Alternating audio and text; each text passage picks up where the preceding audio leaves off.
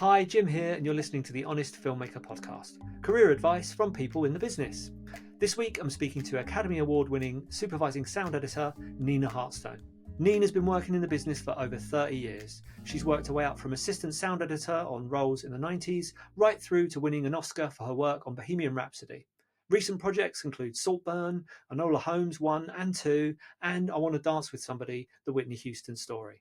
I spoke to Nina about how she got into the industry. She gave me some tips for you to do the same and get your career started in sound. We also talked about what makes good sound design, and she told me what it was like to win an Oscar. Enjoy.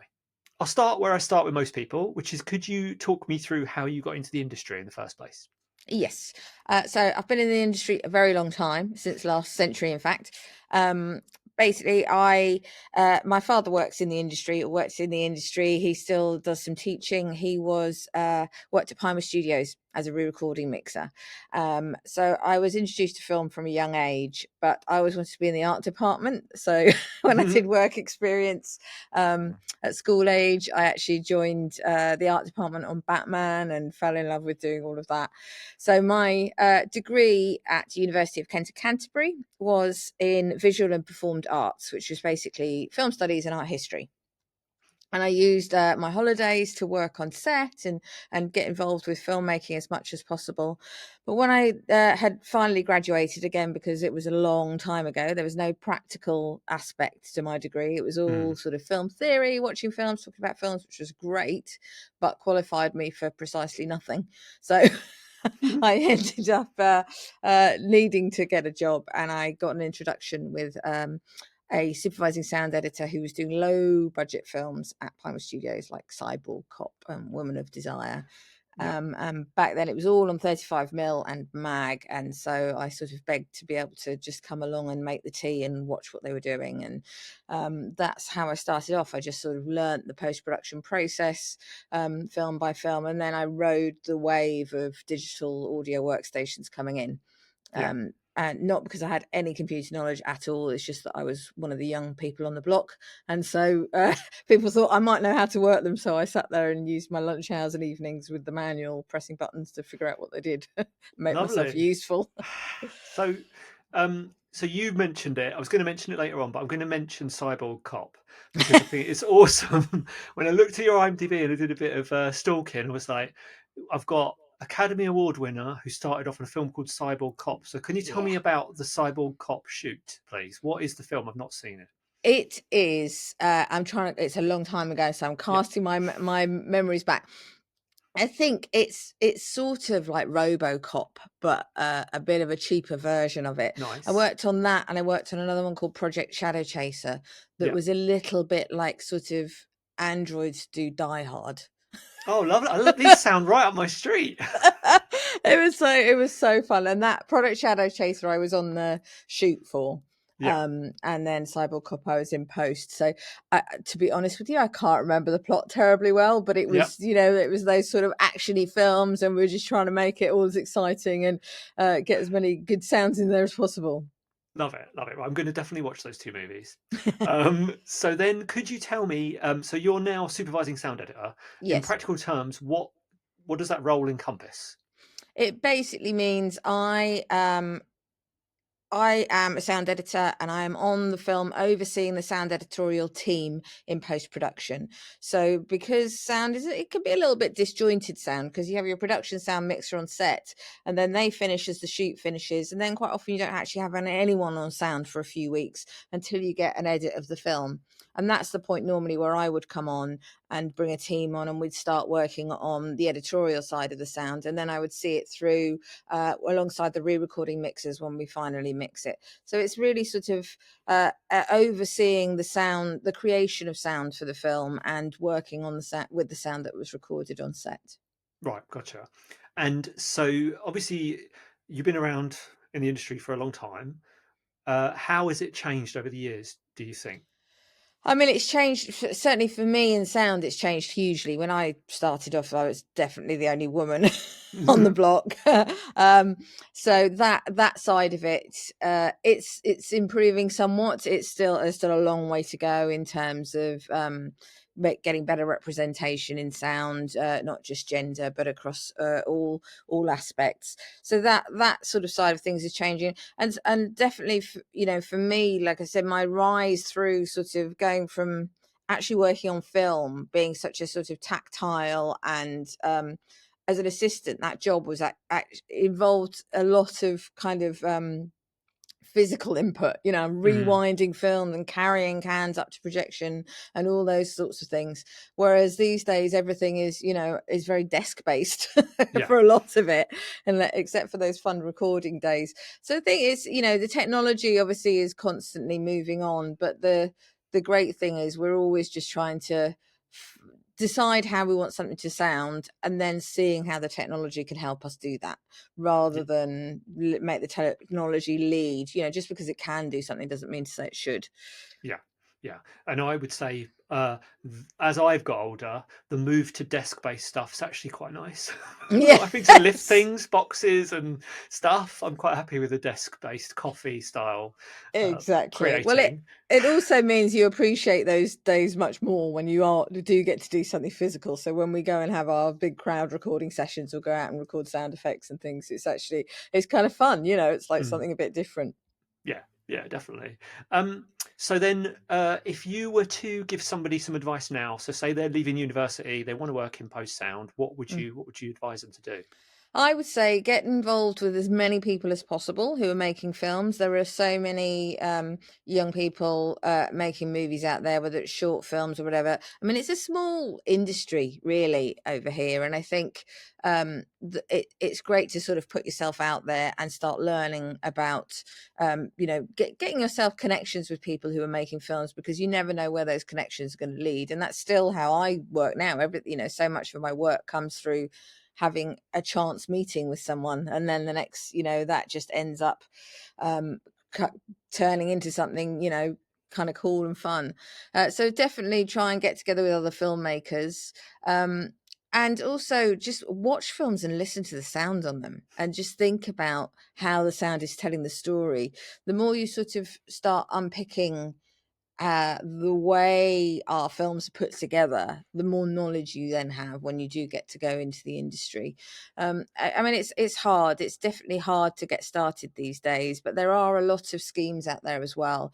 I would definitely say look through all the sort of websites, all the film-based websites, things like the guilds and Screen Skills and all those other places, and just see what opportunities there are.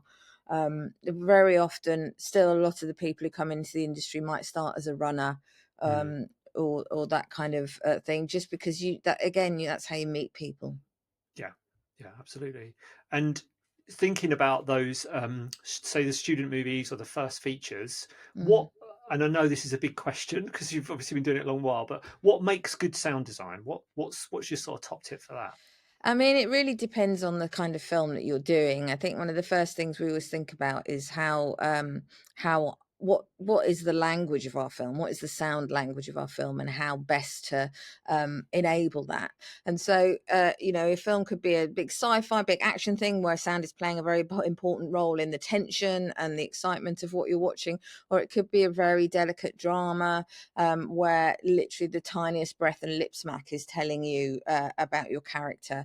Everything we're trying to do with sound, because we do record so much of it in post-production and create an awful lot of the world that you are watching in post. So much of what we do, we're always trying to make sure that we're sort of gluing the sound onto the picture, that we're actually just trying to draw the viewer in to feeling like they're in that world. Which is, it could be from the performance of the character, it could be actually the physicality of the character with their Foley, or it could be the actual, the soundscape of the what you are seeing on screen. And so I think that the thing that makes good sound is really the thing that is telling the story the most, but also bringing the viewer into that world and suspending the disbelief of the fact that this thing is all, created and an artifice, actually. Yeah. And even on those early projects, it can really save your bacon sound. It really can really fill gaps in the story that you've not considered when you shot it, and Yeah. expand the story massively beyond what you imagined when you first shot it. 100%. And sound is also so important for sort of pulling you through the narrative of a movie, because sound can really affect how a scene plays, how an edit of a scene plays, whether it feels slow or fast. And also the transitions from one scene to another are Mm. very often dealt with sound, whether you have a pre-lap or a post-lap, or whether you go hard from one scene to another, or whether you gently sort of fade across into the next scene. So I think those kind of things can really influence the pacing of how a movie feels when you watch it. Yeah. And I noticed on your IMDb that you've done a lot of sort of ADR recording, that kind of stuff. Do Mm. you watch films now and instantly know when something's been recorded later or when it's been glued together? Are you able to sense that? Yes, and I'm a nightmare to watch films with, because I think I'm always, it's very difficult to actually put that head aside and just watch a film. I mean, the reality is so much of what we do with sound is we're just trying to make it all feel real and let the Mm. viewer absorb into that world and feel like they're getting to know those characters. And I think the thing is, as humans, we're so expert at something being real and something being fake. We can so tell really quickly if something is not coming out of someone's mouth at the right pace or the right kind of performance for what their physicality is doing. And so it's a difficult thing to do, to get that right when you do re-record performances in post. But it's one of the things that obviously I'm hyper kind of aware of whenever I'm watching movies, and it's the sort of thing that bumps me out quite Yeah, quickly. I can imagine. And do you have you got any tips for that? And are you often, I'm assuming when you do those sessions, you've got the director in directing. Mhm. Have you got any tips for sort of dealing with actors and performers? I think the main thing I would say about dealing with actors' performance and re-recording their performances in ADR is allowing the actor the space and time to get back into the character. Very often they come to it and they haven't been on the film for a while. It's quite a sterile environment. Quite often an ADR theatre, your voice in the theatre sounds louder than it does out in the real world. And you don't have your costume, you don't have your co-stars, you don't have your props. The whole thing does feel quite different.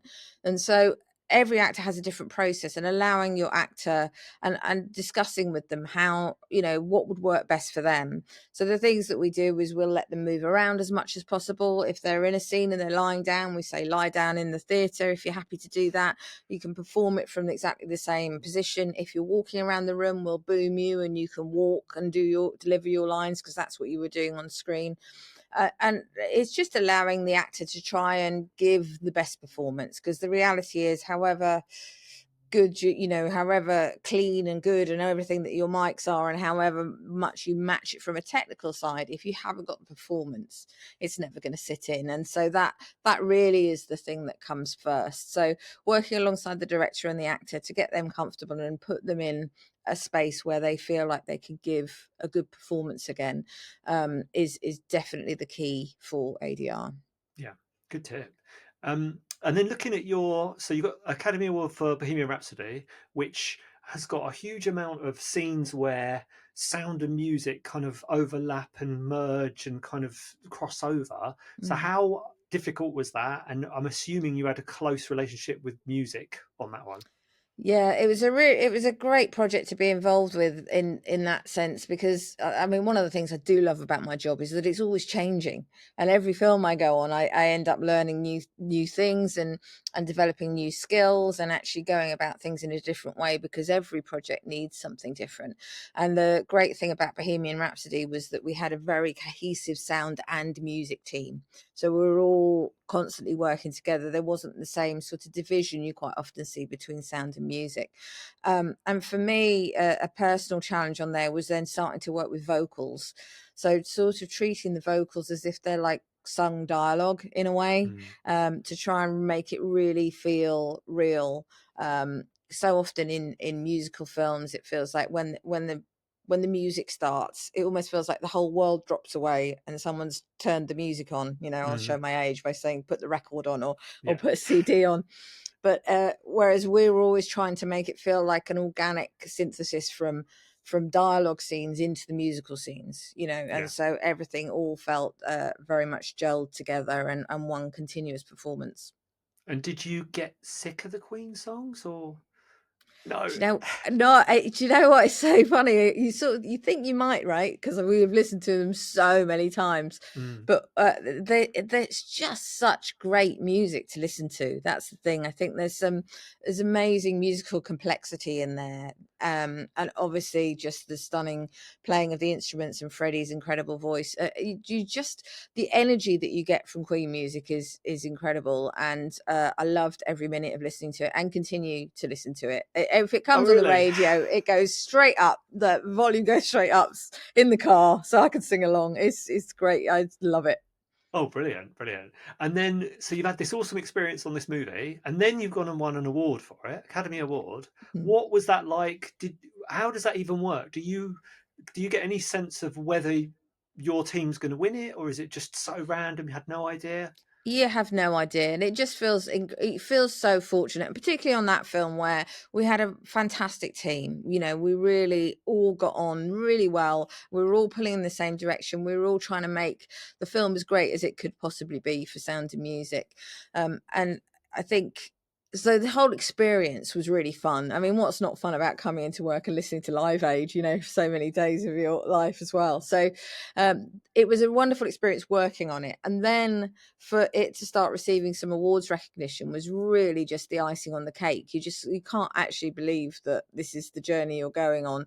And I think lots of people really loved that film when it came out. It did incredibly well in the box office, and it just seemed to be sort of riding a bit of a wave. So it's you don't actually know if you're going to win or anything, but it was one of those things where you get a nomination and then the next one to come and you're just like, oh my goodness, this is just. And then for me, obviously, as a woman in this scenario, I was trying to work out what I was going to wear. I mean, I'm used to being behind the camera, not really being looked at. Yeah, and it was definitely a hard. Not hard, but it was an interesting then dimension came into my life of having to actually talk about film and talk to press and do all those kind of things, which is something that I hadn't had to do really up until that point. And have you got any memories from that night? Did you meet any mega stars? Is there anyone who sticks out? We had just such a fun time because Queen opened the Oscars, so they with Adam Lambert actually were the opening act, and having the band there was just incredible as we were going through, and it was a super fun night, just that we carried on until about 6 a.m. With a little interlude of me at the Vanity Fair party talking to BBC Radio Berkshire just to bring me back down to earth. Oh, nice. Love it. I love it. The other one that stuck out as a recent film that's kind of went massive when it came out was Saltburn. So talk to me about that project. What, is this I love it as a film. I think it's really cool. And it's a very strange film. So what was your experience like working on that? Oh, I mean, incredible. Just honestly, again, loved every minute of that film. Emerald is such a fantastic filmmaker, and so brilliantly collaborative as well. She's, so good with her actors, and such incredible performances in that film all the way along, and the sort of the needle drops and the musical aspect to it too were just made it a very high energy, very fun, very collaborative process. Obviously, some scenes in there that could be quite shocking for people to watch them the first time round, and I do remember early on sort of watching the whole thing and going, okay, but it's right up my street, really. I love all that kind of stuff. When I was doing my university degree, I studied David Cronenberg and David Lynch, and I do love a film that is saying something new, and that is actually just it's so engaging to watch, and you don't know where it's going to go next. And it was just so brilliantly created and put together by Emerald, and we had such a great time, the whole team just all working together on it, that just a brilliant very, very fortunate and great job to have been a part of. I hope you enjoyed this week's episode. If you want more advice from industry professionals who are out there at the moment working, or you just want to listen to some cool stories from film sets from around the world, then please do subscribe.